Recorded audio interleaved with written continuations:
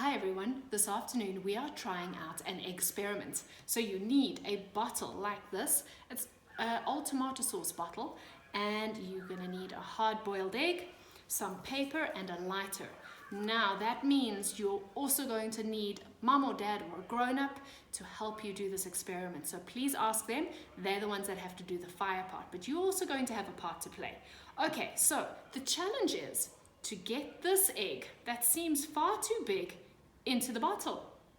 Now, it doesn't seem possible, but with science, it's going to be, because I'm not even going to use my hands to touch the egg once I've placed it on top. Something called air pressure is going to do all the work for me.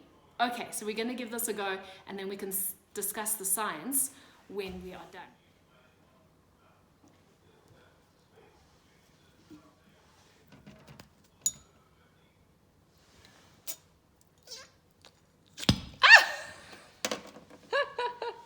So, it looks like our egg got in, but it broke a little bit. But that's what's so cool about science. We're going to try it again and see if we can get our egg in without peeling it.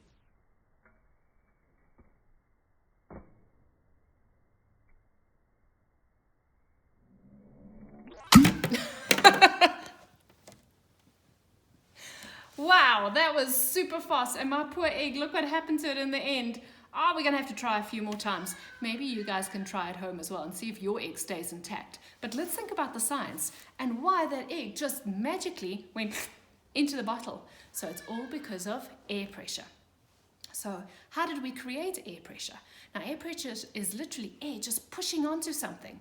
So we created air pressure by lighting the paper, putting the fire inside, and you know what happens to air from fire, it heats up. And when that fire goes out, the air cools down.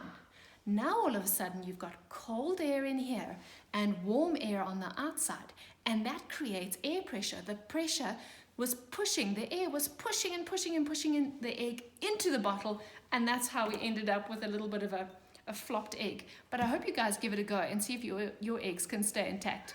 Okay, good luck, have fun, bye.